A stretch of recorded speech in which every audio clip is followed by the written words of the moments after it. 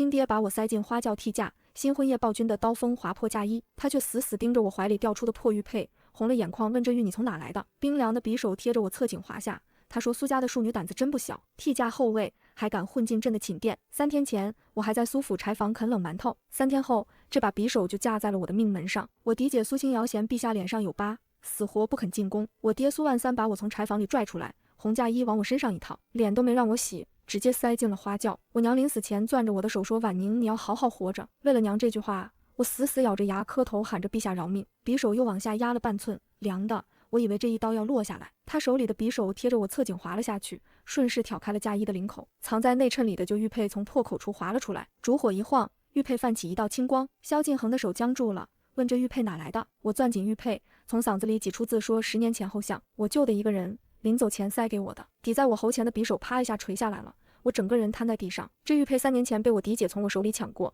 她嫌色泽暗沉，说像块破石头，顺手丢还给我，说你也就只配这种东西。萧敬恒往后退了一步，他背对着我，肩膀绷得死紧，店里安静的只剩我的喘气声。过了好一会儿，他转过身来让我起来，他的眼神变了，我扶着床柱才站起来，腿还在抖。他说：“今夜的事朕暂且记下，这玉佩的来路朕会派人查。3日之内，你若敢踏出坤宁宫半步，或与苏家第一个字，朕第一个收的就是你。”我连连点头，说：“臣妾清清白白。”萧敬恒盯着我看了半晌，转身要走到店门口停了一下，说：“今夜朕宿在偏殿，明早再传消息出去大婚圆满。”他顿了顿，又补了一句，说：“朕不杀你是想看看苏万三到底想玩什么花样？这玉佩的来路朕会查，若有半句虚言，按律当斩。”店门砰一声关上，我一个人跪在金砖地上，后怕的手脚发抖，手里攥着那块带着体温的旧玉佩。我抹了把脸，把玉佩塞回内衬里，心里默念：“娘，我活下来了。”天刚蒙蒙亮，门口太监一嗓子吼破天，高喊：“陛下驾到！”我从床上一个鲤鱼打挺坐起来，被子还没来得及叠，萧敬恒大步走进来，手里捧着一沓卷宗，啪一声拍在我床边的小几上，说：“苏家柴房3年，你的底细朕一夜看完了。”我手一抖，背后出了一层冷汗。他从袖子里抽出一本账册扔到我面前，说：“既然你娘是江南第1大商行的账房，帮朕看本账。看明白了，昨夜你冒名顶替的死罪，朕既往不咎。那是边关东一的账册，太后半月前交给李贵妃办的，她让我看看。娘亲临走前把一本算账手札塞进我枕头底下，那本手札我背了10年，今天总算要派上用场了。”我打开账册，第1页扫一眼，心里就咯噔一声，说：“陛下这账做得太干净了。”萧敬恒看着我问怎么说，我指出棉胎每匹报价2两8钱，市价8钱，差出来的钱从绣房周老板的账上绕一圈进了李贵妃私库，还有这里出货3000套，入库只点了2800套，少的200套跟着另一笔银子出了京。我合上账册，问陛下这账是给我看的还是给我办的？萧敬恒没说话，盯着我看了半晌，说：“商户的女儿果然眼毒，账你先收着。”他转身就走，走到屏风内顿了一下，说：“以后这宫里谁再敢拿商户出身4个字压你，不必忍。”屏风合上，清河在我身后下巴都快掉了，说：“娘娘陛下从来不近女色的啊，先皇后病逝那阵她都不踏足后宫。”我没说话，把账册收进枕头底下。这位陛下不是心软，是查清楚了才来的，他在等一桩能把李贵妃连根拔起的事，而那本账册就是他递给我的刀。我刚把账册压实，门口又一阵动静，李贵妃带着一堆宫女浩浩荡荡闯进来，一身赤红宫装，金步摇晃的人眼疼。她进门就抬手，我面前的茶盏被她扫飞，遂辞见了我一裙摆。她啧啧2声说：“这就是新皇后，商户出身连点宫规都不懂，本宫离了3丈远都能闻见铜板味。”她身后那帮宫女围拢过来，一圈一圈把我堵在椅子上，店里的丫鬟都不敢抬头。我手指攥紧了袖子，伸手摸到了账册，顿了顿，我抬眼说：“贵妃这一身赤红是想替本宫的加衣补色吗？”李贵妃脸色一变，我接着说：“贵妃是来给我请安的还是来闻味儿的？我这坤宁宫容不下闻味儿的客。”李贵妃气得手发抖，一道冷硬的声音从屏风后头响起，说：“她是朕的皇后。”我都忘了萧敬恒没走，他从屏风后转出来，目光在李贵妃脸上扫过，说：“贵妃刚掌6宫事，回头把账册理一理，边关东一的事朕等你回话。”李贵妃脸色一白，说：“臣妾这就去办。”带着人匆匆退了出去。店门一关，萧敬恒走到我身边，低声说：“不是不报，时候未到。”他背后还站着人，等他露出马脚，朕陪你收他。说完，他大步走了。清河激动的直跺脚，说：“娘娘陛下，他是在护着您。”我低头摸了摸怀里的账册，这个皇帝跟传闻里不太一样，他在等一桩能把李贵妃连根拔起的事，而那本账册就是他递给我的刀。我爹苏万三和我嫡姐苏清瑶进宫道喜，无利不起早。我冷笑一声，苏清瑶一进店门，嘚瑟劲儿就甩出来了，一身大红织金的侯府夫人服，头上插着8支金钗。她声音不大，专门说给我听，喊了声妹妹，说姐姐特意进宫看你，陛下脾气大，又有把你伺候着多累，以后受了欺负记得求姐姐一声。我端着茶没说话，让她演。我爹苏万三搓着手凑上来，一身崭新的绸缎袍子，冲着内殿方向就要跪，喊着：“陛下！”老臣斗胆给陛下贺喜。老臣有个不情之请，求陛下赏苏家一个皇商的名头。来了。他接着说，咱们苏家做了30年米粮生意，最懂行情。您把京城的米粮生意全交给苏家，老臣保准让全京城百姓吃上便宜米。便宜米？我爹去年囤粮，京郊20多户人家流离失所。那时候我躲在柴房角落，听得一清二楚。我刚想开口，萧敬恒先动了。他站到我身边，一沓厚厚的账本砸在我爹脚边。我爹腰上那块大玉佩哐当一声响，问陛下这是什么意思？萧敬恒居高临下站着，说半月前朕收到一份匿名账本，苏家米号30年的暗账一笔不落，朕本还在查，直到昨夜有人把最后一本京郊田契的副本放在了朕案上。他垂眼看了我一瞬，那本田契副本是我梯架上较前一夜拔下我娘留下的最后一根素银簪，买通了柴房送饭的老妪。他男人是当年我娘在江南商行带过的旧伙计。我娘临终前留的那本算账手札里夹着3个名字，这是其中一个。我爹做了30年生意，他这辈子最瞧不起庶女。他不知道我7岁起就偷学他查账，学这些就是为了亲手送他下狱。苏万三自己睁眼看，侯府勾结奸商，强占京郊民田320亩，哄抬米价，致死良民23口，账本上每一笔都有人证物证。我爹双腿一软，瘫坐在地。陛下，这是污蔑。半个时辰前，朕已下旨，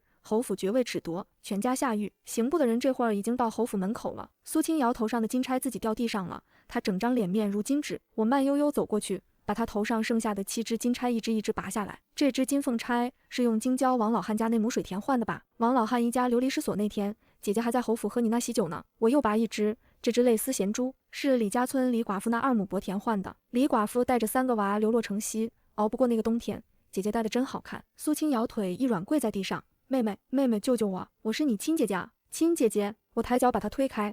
姐姐当年隆冬腊月把我推到冰湖边，要不是我娘拼着病体赶来，我那年就回不来了。上个月姐姐捡了我御寒的冬衣，让我大冬天替你嫁过来，这就是你说的亲姐姐。我爹爬过来要抱我大腿，婉宁，爹的好女儿，爹错了，爹给你磕头，咱们一家人。我蹲下来盯着他眼睛，我娘可写病逝那年，你在小妾屋里听戏，苏万三，你也配？我爹脸涨得通红，举起手要扇我，逆女！砰的一声，萧敬恒一脚将他踢退。我爹踉跄着撞翻了3尺外的香案，敢动朕的皇后，这只手按律论处。来人！殿外禁军涌进来，我爹和苏清瑶被两边架着拖了出去，殿门砰一声关上，店里只剩我和萧敬恒。我站在原地，指尖发凉，却稳稳迎上他的目光。他问怕吗？我摇头，不怕，我只怕我爹那些囤的粮还在仓里，老百姓还要饿肚子。萧敬恒盯着我看了足足半盏茶，说那本田契副本是我弟的。我心口一震，他又说自己做的再像也藏不过朕。我低头行了一礼，臣妾只是不想让京郊那些枉死的人白死。他背着手走到店门口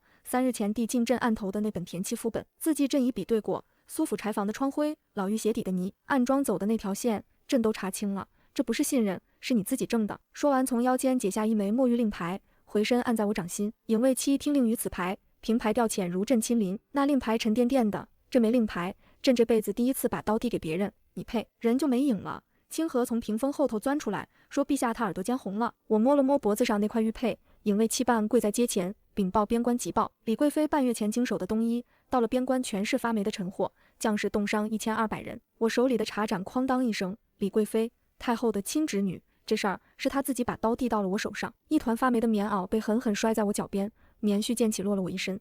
李贵妃声音又尖又厉，苏婉宁，这就是你给边关将士采办的冬衣，你商户出身，到底贪不贪得够？我把脸上那团棉絮拿下来，棉花一捏就碎，领口处全是黑霉斑。太后坐在主位上，脸沉得能滴出水。李贵妃身后几个嬷嬷抬着5大箱子，里头全是这种发霉的破棉袄。冬衣这事儿半个月前是太后亲口交给李贵妃的，3天前才塞到我手上。这会儿她想把锅扣到我头上来。太后抬手，慈宁宫的命妇们齐刷刷别开脸，无一人敢看我。店门口2个嬷嬷抬上来一件素白宫装摆在我脚边，那是去冷宫撕过的衣裳。我袖中的手指收紧，抬眼给影卫妻使了个手势，让她去带周老板。李贵妃瞥了我一眼，见我没动又开口，皇后娘娘您说说，边关3000将士的冬衣银子，让您贪了8000两，边关零下20度，您让将士穿这个。太后开口了，皇后，你商户出身，精通账目，这冬衣的事儿认不认？认了，自请去冷宫撕过，哀家给你留个体面。满殿命妇宫女齐齐倒吸冷气，去了冷宫的妃嫔没一个能活着出来。我抬起头，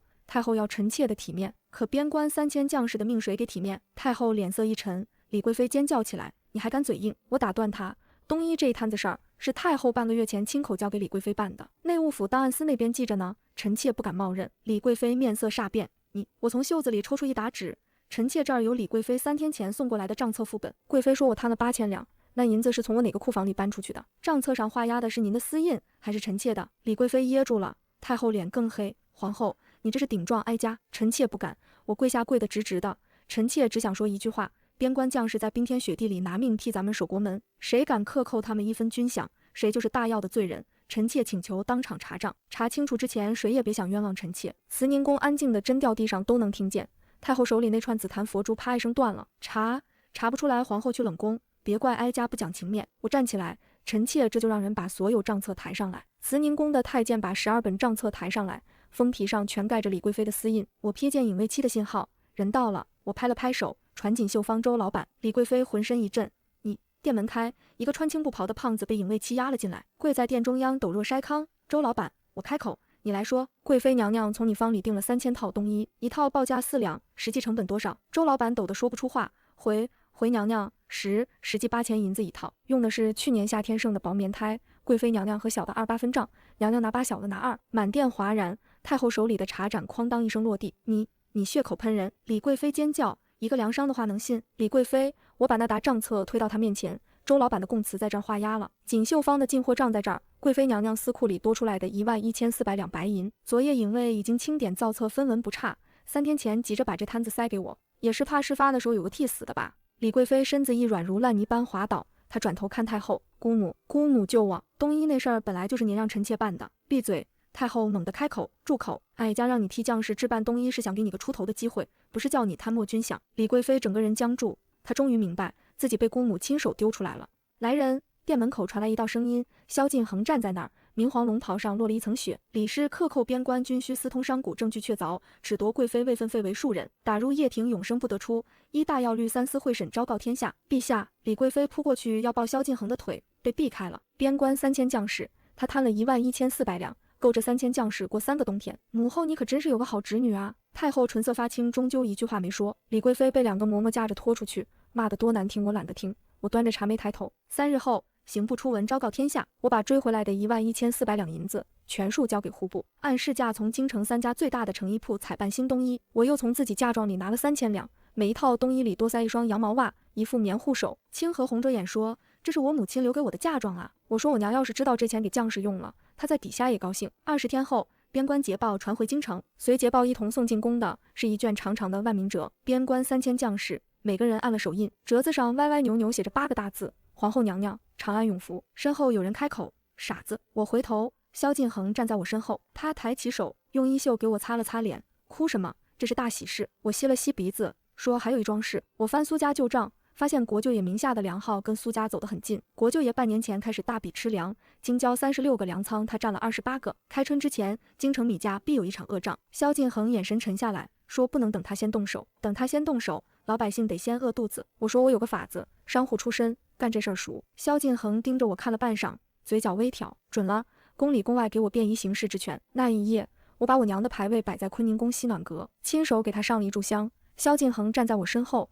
也跟着上了一炷香。他对着我娘的牌位，认认真真开口：晚宁以后，朕护着。我眼泪砸在地上。半月后，大理寺送来文书，苏万三被提审。当那份叠满23枚血手印的罪证横在他面前时，他盯着那些因自己贪婪而散去的人命，终是吓破了胆，当夜没了。消息传进宫的时候，我正在算账，我手里的笔停了一瞬，说知道了，接着算账。清河红着眼问我去不去看看，我说不去，他死于国法，我身在中宫只认国法不认私情。我娘走的时候他没去看，今日他认的是大药律法，不是我这个女儿。我把算盘啪一声拨响，国舅爷，下一个轮到你了。我换了身青布衣裳，跟清河出宫去城南，刚走到米市口，就看见一群老百姓堵在粮铺门口，喊着米咋涨成这样，昨天还20文一斗，今天就60文了。掌柜的躲在柜台后面，说不是他涨价，上头进货的全断了。国舅爷把京城9成的粮仓全包了。人群嗡的一下炸了，一个抱孩子的妇人坐地上哭，说他家3个娃昨天还能吃稀粥，今天连米汤都喝不上了。我袖中的手指收紧，国舅爷，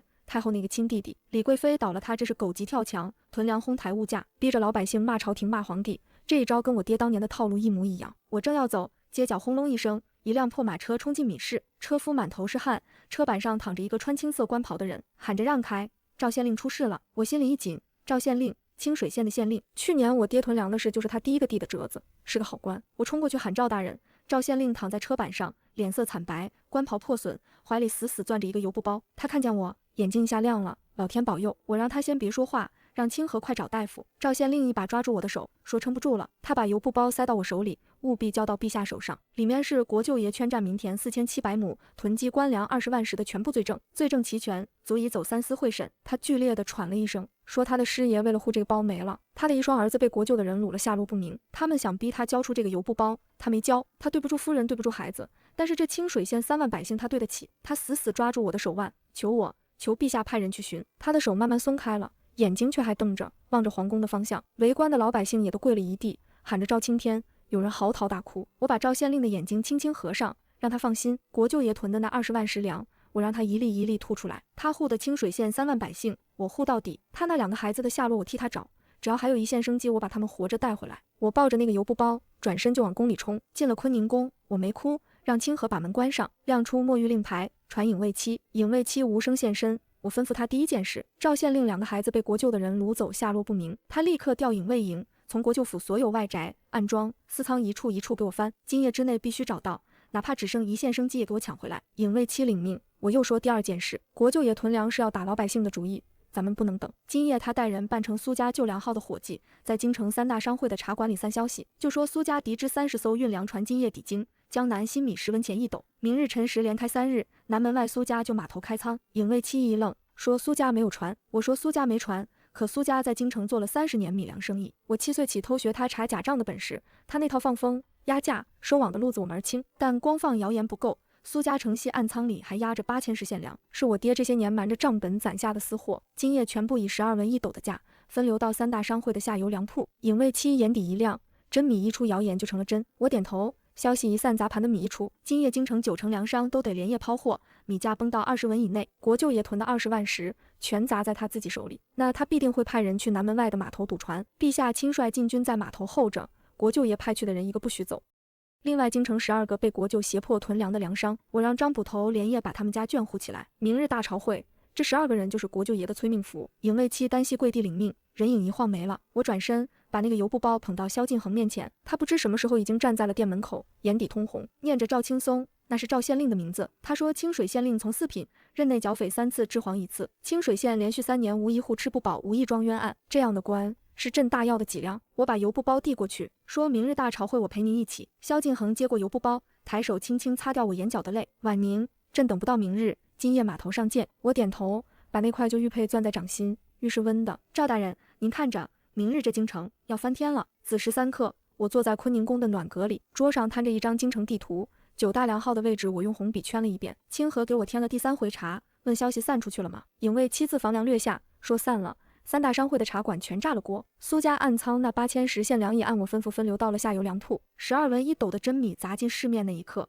福记孙老板第一个慌。刚才已经派人去仓里盘货，和顺粮行的掌柜连夜叫醒了东家，瑞丰号的邵东家已经在路上往南门外赶。我抬眼看他，按时辰算，丑时他们就该开始抛货，寅时米价崩第一波，卯时国舅也该睡不着觉了。清河听得云里雾里，问这怎么就崩了？我放下笔让他想，这帮粮商跟着国舅也囤了半个月，米价从20文炒到60文，手里堆的全是高价米。突然听说苏家30艘船今夜到，江南新米10文1斗，光谣言他们还半信半疑，可1刻钟之内城里真冒出了12文1斗的真米。他们手里这些60文的明天就成废纸，谁先抛谁少亏，谁后抛谁倾家荡产，9成粮商今夜必抛。清河听明白了，问那国舅爷呢？我说跑不了，把红笔往桌上一搁。他听见消息第一反应不是抛货，是去码头堵船，因为他知道只要砸了苏家这30艘船，米价立马就回去了。可码头上哪有什么船，只有陛下的禁军。我话音刚落，屋顶一道黑影一闪，影卫期又落下了。这一次他单膝跪地，说赵大人的2个孩子寻到了，已按大药律护右条连夜送往城南医馆，张老爷子亲自看着。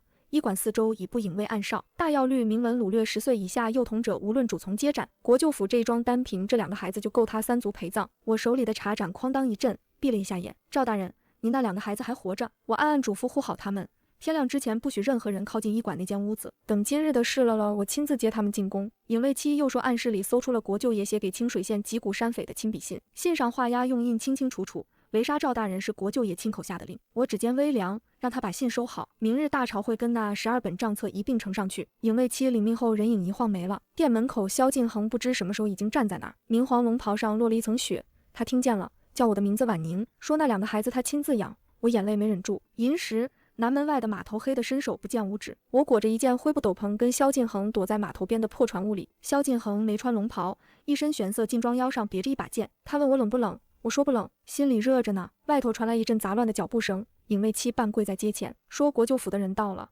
76个全是练家子，带着火把和铁锹，明显是来砸船的。领头的是国舅爷的大管家萧六。我看向萧敬恒，问他76个家奴够看吗？萧敬恒眼神沉下来说，这只是明面上的。影卫七说昨夜清点过国舅府账目。我接话说他蓄养私兵的银子够养3000，国舅爷京中明面上只调了这76个。影卫七低声补刀说，暗中蓄养的私兵约3000，分散藏于京郊及边关附近，各有暗桩接应。萧敬恒攥紧了腰间那把剑，说他已密令边关萧将军，3000私兵一兵不许放回。京中这批76人是段尾，边关那批是主力，他要在天亮之前连根拔起。我说够了人，正齐了动手。萧敬恒2个字一落，船坞外火把骤然亮起，300禁军从四面八方围上来。京畿都尉张正奉旨拿人，凡持械者格杀勿论。火光里，国舅府那76个家奴全傻了，不到1炷香，全被压在码头上跪了一地。那个萧六膝盖软的跟面条似的，磕头说小的是奉国舅爷的命。我从船坞里走出来，斗篷一掀，露出一身胡兰凤纹工装。萧六一看见我，整个人就垮了，喊着皇后娘娘。我看着他，萧管家，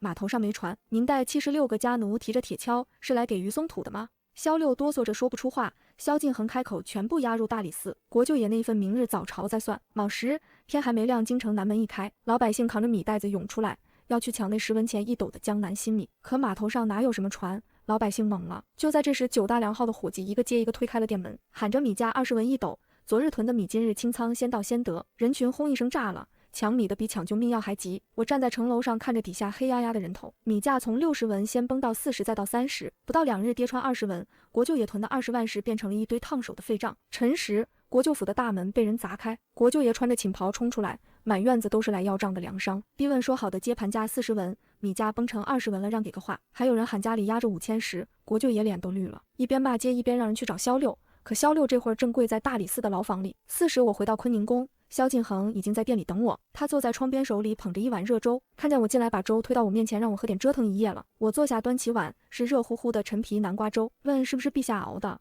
他别开脸说是御膳房，他只是放了几片陈皮。我喝了一口，嘴角弯了弯。萧敬恒看着我喝完一整碗，他叫我婉宁，说明日大朝会我跟他一起去。我一愣，说我一个后宫妇人当朝陈情不算干政吗？他说他准的，我是替死去的赵县令和清水县3万百姓讨个公道。我点头，阳光照在那卷油布包上。赵大人，今日该您上场了。我把那个油布包拍在金銮殿的龙案上，满朝文武齐刷刷愣住了。那天是大朝会，国舅爷一夜之间损失上百万两，带着一帮人在宫门外哭闹了一上午，说米价乱是因为皇帝无德。那帮人男的女的老的少的全是他花钱雇来的地痞。太后坐在帘子后头，慢悠悠开口：陛下，民怨沸腾，是不是开仓放粮安抚一下？国库的粮按市价的一半卖给百姓。我袖中的指尖收紧，国库现在的粮加起来不到3万石，按半价卖出去，国舅爷立马回手再囤一波，国库就空了，边关将士的口粮也得跟着完蛋。这老太婆李贵妃那一笔账还没算完，这会儿又要替她亲弟弟踩一脚。我从队列里走出来，说太后这粮开不得。满朝文武回头，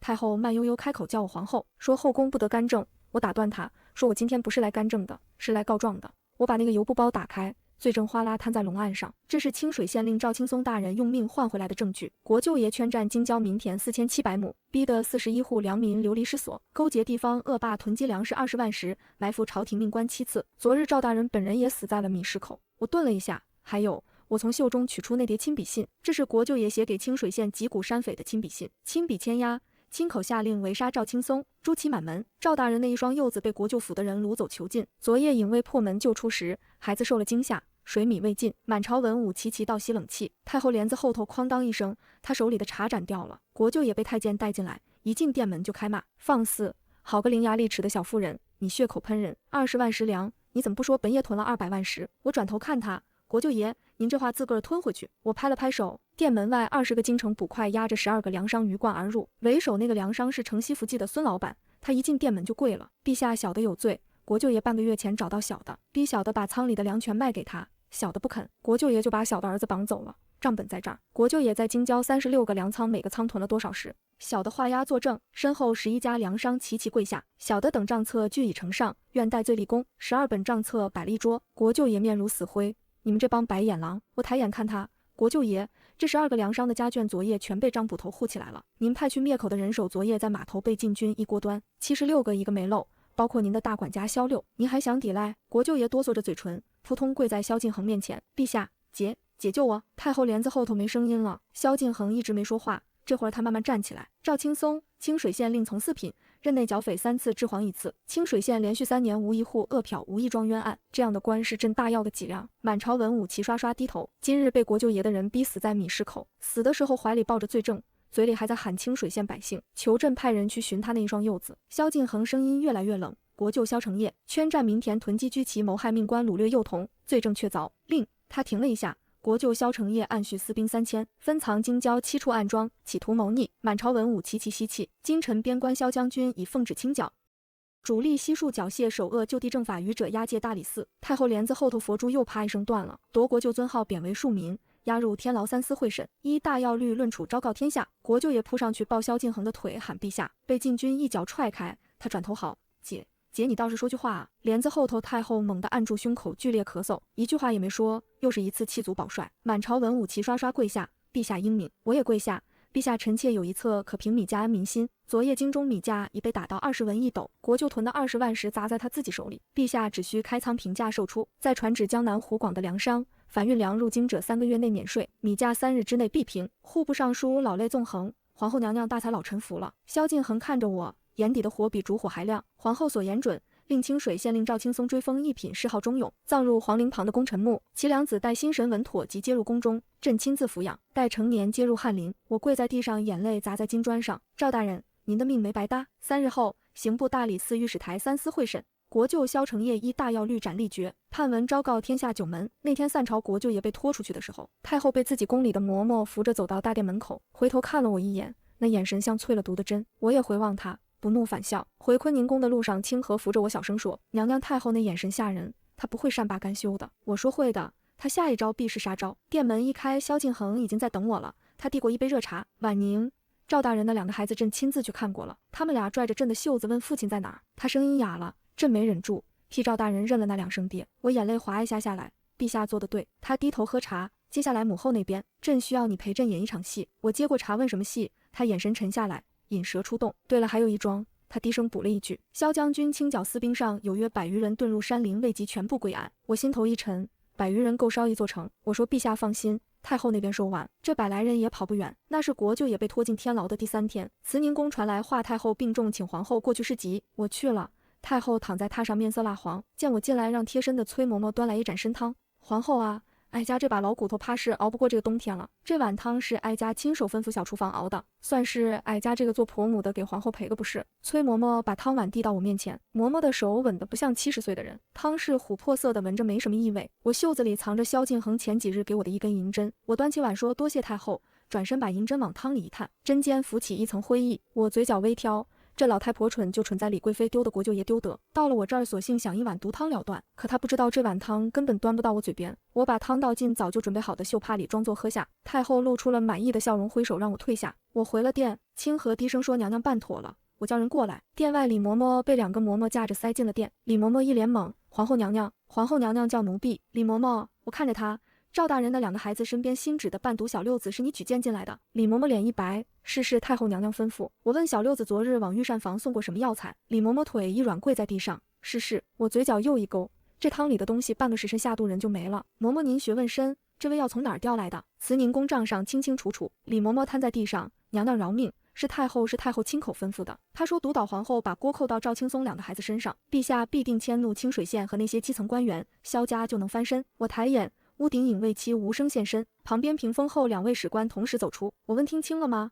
史官答听清了，低头记完最后一笔，画押。李嬷嬷哆嗦着按了手印，戏该开始了。我把那碗喝完的汤碗摔在地上，捂住喉咙踉跄2步。清河在外头扯着嗓子嚎，娘娘您怎么了？快传御医，皇后被赵青松那2个罪臣遗孤毒害了。太后殿小丫鬟巧声在太后耳边说着。太后端着茶的手微微一抖，嘴角扯出一丝冷笑，她袖中扣指轻弹，发出了暗号。殿外短促的厮杀声骤起，31名萧家死士刚从暗道冒头，就被禁军一个一个按在地上。不到1炷香，外头没动静了。殿门被推开，萧敬恒走进来，一身玄色劲装，他腰间佩剑尚在，剑身是干净的。他一字一顿道：母后，这是您准备的第2份赔礼。太后整个人僵住，我从屏风后头走出来，身后跟着活蹦乱跳的赵家2个孩子，大的牵着小的，眼睛瞪得溜圆。太后娘娘，您要的毒发臣妾演得像吗？太后浑身一震，问我是不是装的。我擦了擦嘴角的朱砂水，装的，专门装给您看。您不是想嫁祸赵大人那2个孩子吗？这2个孩子昨日才从国舅府救出来，惊魂未定，您今儿就要往他们头上扣毒杀皇后的罪。太后娘娘真是好手段，自己装病让心腹嬷嬷递汤，出了事催嬷嬷一条命顶罪。您坐在榻上喊冤，御膳房那边还提前把小六子安插过去顶第2层，一条命能顶2层。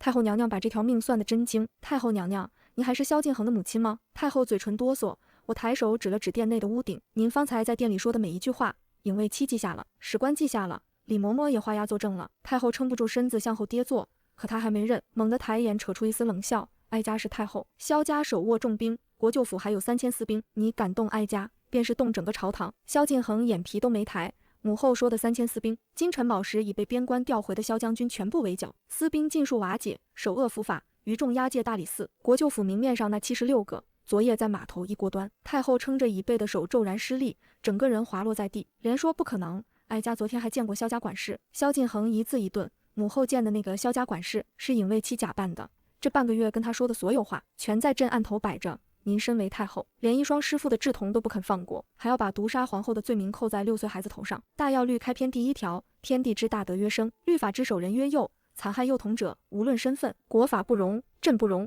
天下苍生不容。这一条是父皇亲手写进祖训的。您若还认自己是萧家的儿媳，就该跪着听完这道判文。太后浑身一震，发不出声音。我扶着萧敬恒，他袖子里递给我一杯热茶，我转头开口，声音稳得不像话。传御医，把太后请到偏殿候着，今日的账，陛下要慢慢算。偏殿里，太后跪在地上，面色发青，李嬷嬷被禁军压在一旁。萧敬恒慢慢走到太后面前，蹲下来平视她，声音平得吓人。儿臣3岁那年，您亲眼看着在儿臣亲娘惠妃的安神汤里动了手脚。太后浑身一抖，说她胡说，惠妃她是病故的。萧敬恒嘴角微挑，儿臣记得，您当时端着汤走进我娘的寝宫，出来的时候，我娘的身子就1日不如1日，不出1月便病故了，汤里也飘着人参。我心里一惊，这事儿萧敬恒从来没跟我说过，他一个人默默扛了20年。太后问他这些年都知道，为何今日才动手？萧敬恒慢慢站起来，朕若早动手，萧家在边关那3000私兵，宫中那批暗桩，外朝那些党羽，便要散入草莽，成大药勇士之祸。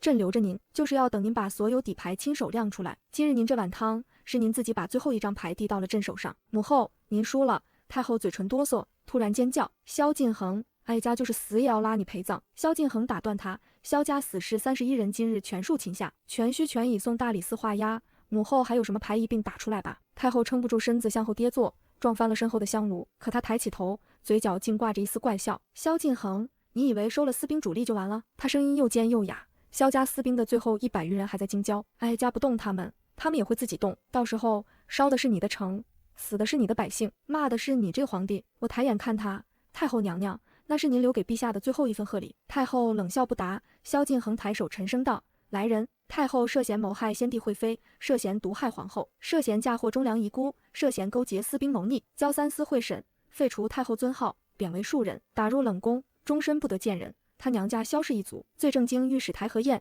大理寺定验，刑部依律论处，刑部依律论处，昭告天下。禁军涌进来，把太后拖了出去。他一路嚎，骂得多难听我懒得听。店里安静下来，我走到萧敬恒面前，眼眶红了，问他惠妃娘娘的事为什么不告诉我。萧敬恒看着我，伸手把我搂进怀里，说不想吓我，那是他一个人的事，扛了20多年，再扛几年也不打紧。可是今日他敢动我，还敢动赵大人的2个孩子，他一刻都不想再扛了。我抱着他轻声说，以后咱们俩的事一人一半，行不行？他笑了，下巴蹭着我头顶，说行。那一夜宫里头清了一遍人，清得干干净净。赵大人的2个孩子被我亲自接进了坤宁宫偏殿，大的那个9岁，小的才6岁。2个孩子见了我扑通就跪下，皇伯娘，我父亲他。我蹲下来把他俩搂进怀里，伯娘知道你们父亲是大药的脊梁，以后伯娘和陛下养你们长大。小的那个抱着我哭了一夜，我也陪着哭了一夜。第2天清早，我站在坤宁宫廊下，捧着一碗温水，清河在我身后小声说，娘娘，陛下下旨封禁了萧家所有钱庄，萧家在江南的票号也一并查抄。我点头。太后倒了，可这局还没完。萧家盘踞江南50年，钱庄、票号、漕运，一张大网，光封钱庄，光封钱庄，封不住萧家的根。我刚把这话憋回去，影卫妻无声现身，出事了，京城所有钱庄今早全部关门，百姓兑不出现银，九门口已经聚起人群，要往皇宫冲。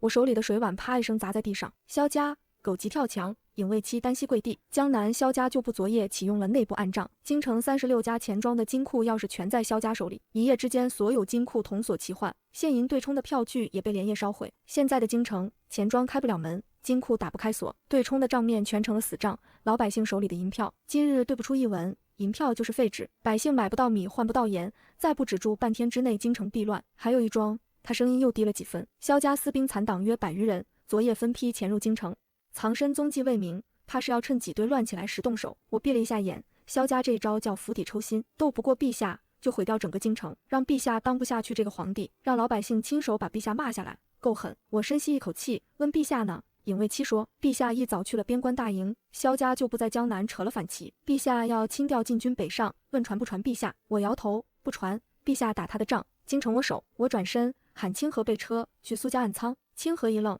问我苏家暗仓不是被陛下查封了吗？我告诉他，陛下查封了苏家的账，没查封苏家的粮。那批粮，陛下3日前给我留了一道手谕，今天我要他派上用场。我换上一身青布衣裳，腰间挂着中宫摄政之印，手里捧着一张白纸，走出了宫门。宫门外黑压压一片，老百姓举着银票在外头嚎，喊着皇后娘娘救命，说一辈子的家当全是这张纸，家里娃饿了一天。我站在凤辇上，把那张白纸高高举起，告诉乡亲们，银子是死的，人是活的。今儿起，这京城认我苏婉宁的字，比认银票管用。底下嗡的一下静了，我站在凤辇上，风刮得我袖子鼓起来。我告诉乡亲们，萧家的钱庄关门了，咱们手里的银票今天兑不出银子，那是萧家想逼咱们饿死，逼咱们闹事，逼陛下从前线赶回来跟他们鱼死网破。底下一片骂声，骂萧家不是东西。我等他们骂完，大声宣布，今儿我苏婉宁在这儿立个字据，苏家暗仓所有粮、所有盐、所有布，今日全开，凡持萧家废银票的，按面值一文不少换成苏家皇后券，凭这张券，可在京城所有苏家就好换粮、换盐、换布，以我苏婉宁一人之名担保，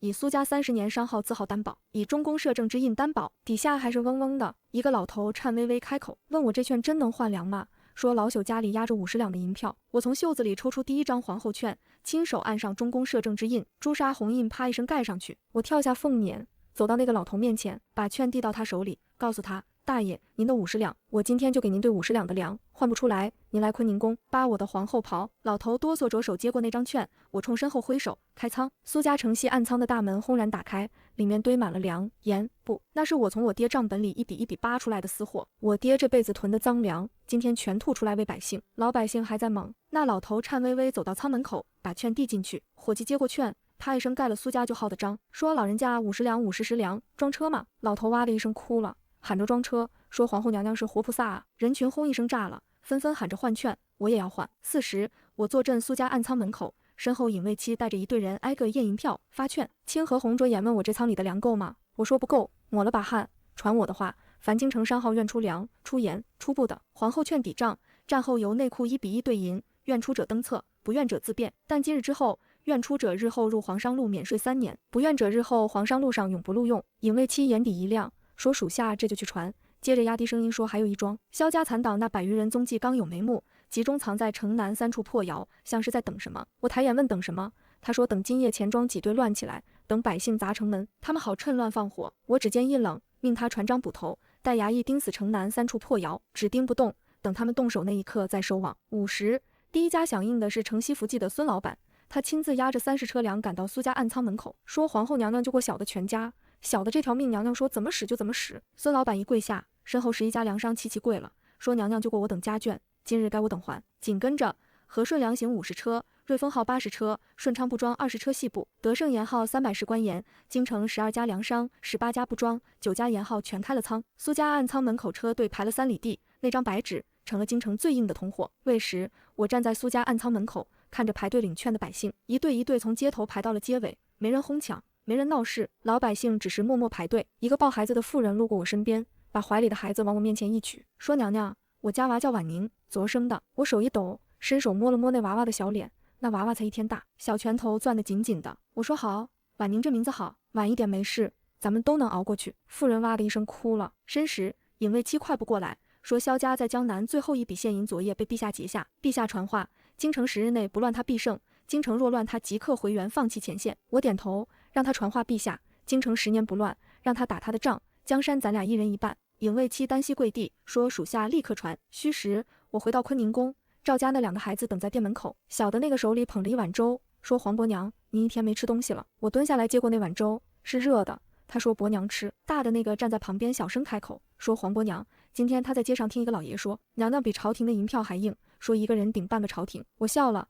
低头喝粥，眼泪砸在碗里，告诉他，傻孩子，伯娘一个人顶不了半个朝廷，伯娘顶的是你父亲那样的人一辈子想顶的东西。亥时，殿外影卫七办跪在街前，说城南3处破窑那100余人刚动了，他们没去钱庄，也没去城门，冲向了城南大仓。我手里的粥碗顿了一下，问带头的是谁？他说袁国舅府5教头，身后跟着120余人，全是萧家私兵残党，刀火药全带齐了，他们要炸仓。我手里的碗啪一声摔在地上，来了，萧家最后一招来了。城南大仓在5更天炸了，我赶到的时候，半座仓房都塌了，火光把半边天烧得通红。守仓的30个禁军死了一半，剩下的还在跟残党拼刀。张捕头扯着嗓子在外头维持秩序，喊不许乱，谁敢趁乱偷抢立刻拿下。我踩着满地碎木往里走，热浪扑脸。清河拽着我袖子说娘娘危险，我甩开他，两笔命急。影卫七半跪在街前汇报，萧家残党120余人由袁国舅府5教头带队，分成了3股。第一股炸了城南大仓，还烧了相邻3座官署的草料库。第2股直扑东市钱庄，要趁挤兑抢现银。第3股约30人正往坤宁宫去。我袖中的手指收紧，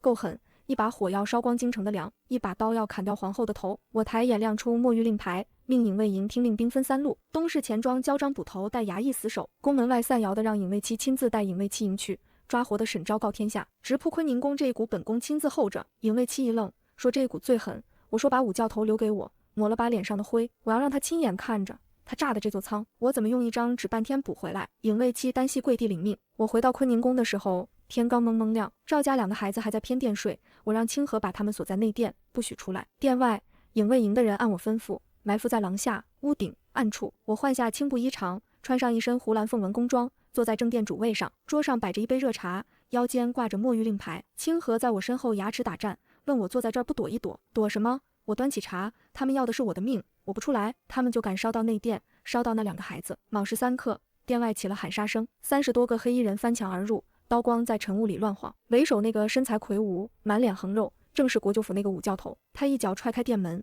举着刀冲进来，喊着苏婉宁，萧家败在你这个商户女手上，今日老子就要你陪葬坤宁宫。我没动，只把茶盏放下，说你炸了城南大仓，烧了3座官署，死了15个守仓的禁军，按大要律，你这条命够剐3回。5教头嗤的一笑，说他这条命本来就不要了，只要拉我陪葬，萧家上下都死得瞑目。他抡刀就劈过来，我袖中的指尖收紧，抬眼，影卫营听令，屋顶、廊下、暗处，黑影一闪一闪，30个影卫从4面8方落下，刀光骤起，不到1炷香，廊下30个残党被压在地上，只剩5教头一个人还在死战。他刀法极狠，砍翻了2个影卫，最后一步冲到了我面前3尺。我端着茶没动，就在他刀要落下的一瞬，一只小手死死拽住了我衣袖，往后一拉，是赵家大孩子9岁，他不知什么时候挣脱了内殿的锁，冲了出来，把我整个人拽偏了半步。5教头的刀劈空了，紧接着影卫7一道剑光自房梁掠下，剑背一震，5教头手中刀啪一声落地，人也跟着栽倒，剑尖稳稳点在他咽喉3寸前，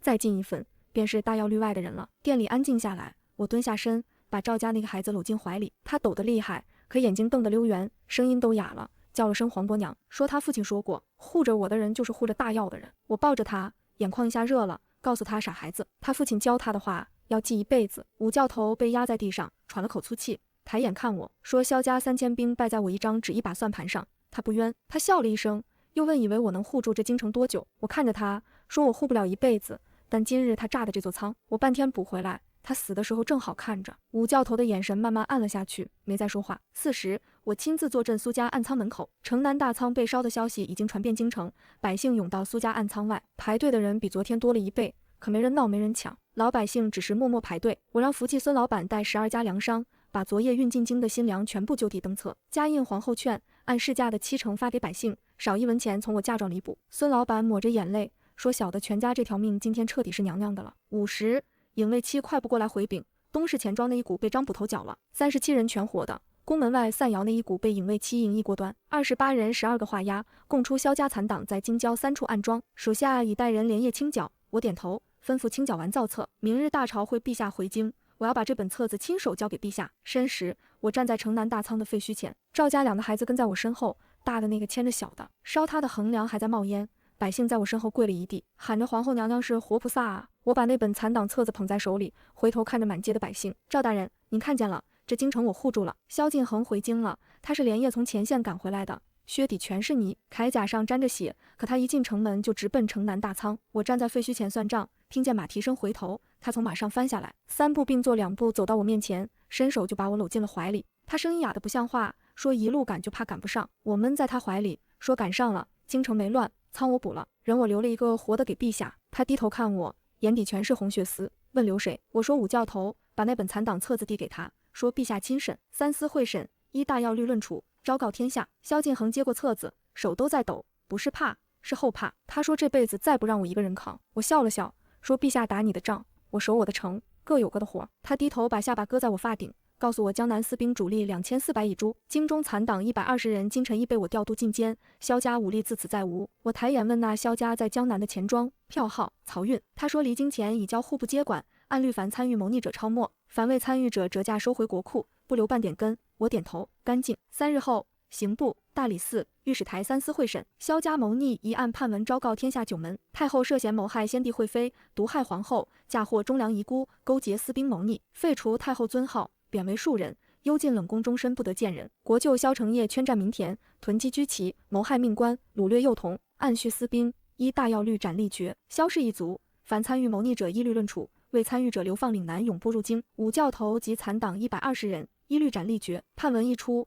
京城百姓在告示前跪了一地，不是磕头，是哭。哭那些死在国舅手里的良民，哭那些冻死在城西破庙的孤儿寡母，哭那个怀里抱着罪证死在米市口的赵青松。清算走完，整整1个月，每一桩罪每一条命，走的都是大要律，不是帝王私刑，是大要的律法替死去的人把账算回来了。赵青松追封一品，谥号忠勇，葬入皇陵旁的功臣墓。那2个孩子被我和萧敬恒一起接在身边教养，大的那个已经能背论语，小的那个见了我还是喜欢抓我袖子。12家粮商因戴罪立功，刘浩不耻，录入皇商副册，先看3年，做得好再升正册。那日跟着我一起扛京城挤兑的严浩、不庄、传帮一一赐贬，皇后券的底票也被户部收进了档案司，说这是大要头一回靠一张纸稳住一座城。大婚前1日，我让清河抬出一只紫檀木箱子，箱子一打开，里头都是我娘留下的东西，一对银镯子，一只翡翠簪，一条褪色的红绳，还有半锭碎银，是我娘临终前攥在手里给我的。那本算账手札我也摆了出来，放在最上头。我把这些东西一件一件摆出来，